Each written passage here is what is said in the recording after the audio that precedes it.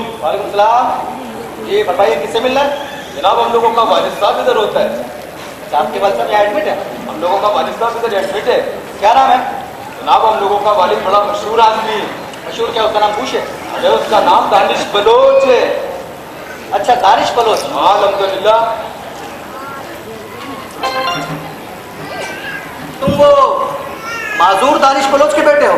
الحمدللہ معذور دانش بلوچ ہم لوگ بس اسی کا بیٹا ہوں. Very good.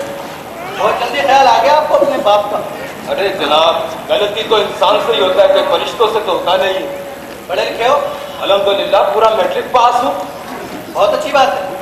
لیکن جہاں تک میں جانتا ہوں انسان اگر پڑھا لکھا ہو تو تعلیم اسے اتنا شعور ضرور دیتی ہے کہ وہ اپنے اچھے برے کو اچھی طرح سمجھ سکے.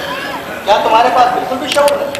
ارے جناب آپ کا اطلاع سے اچھا برائی کو بہتر سمجھتا ہوں. آپ کو سمجھانے کا ضرورت نہیں ہے. کچھ نہیں سمجھتے ہو تم. کیا سمجھتے ہو؟ جو تم نے کیا یہ سمجھتے ہو؟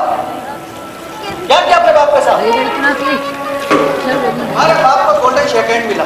انہوں نے اپنی رقم تم دونوں بھائیوں میں برابر تقسیم کی. ایک مکان بنا کر دیا تم لوگوں کے لیے. تم نے کیا کیا ان کے ساتھ؟ جب انہیں فالج کا اٹیک ہوا اسپتال میں داخل کرایا اور غائب. اکیلا چھوڑ دیا انہیں تنہا یتیموں کی طرح سڑک پر سونے کے لیے. تو اللہ کا شکر ہے کہ آج وہ ہمارے ادارے میں ایڈمٹ ہے, ورنہ پتہ نہیں کیا روڈ پر پڑے ہوتے. بس کرو صاحب بس کرو. آپ ہمارا دکھتا رکھ پہ ہاتھ نہیں رکھو. یہ ہم لوگوں کا گھریلو مسئلہ ہے. گھریلو مسئلہ؟ کون سا گھریلو مسئلہ؟ یہ تمہارا گھریلو مسئلہ ہو گیا ابھی؟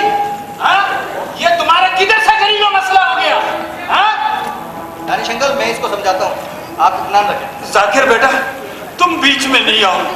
تم بیچ میں نہیں آؤ. آج میں ان بچے لوگوں کو بتانا چاہتا ہوں کہ ایک باپ اپنے اولاد کی پرورش کرنے کے لیے کتنا محنت کرتا ہے, کتنا جدوجہد کرتا ہے, اور اس محنت میں اس کو کیسے لوگوں کا باتیں سننا پڑتا ہے, کیسے لوگوں کا باتیں سننا پڑتا ہے. ارے ابا تم نے کوئی ہم لوگوں پہ احسان نہیں کیا ہے. یار ماں باپ کا فرض ہوتا ہے کہ اپنا اولاد کو اچھا تعلیم دے دے, اچھا تربیت دے دے. ارے فرض کا بات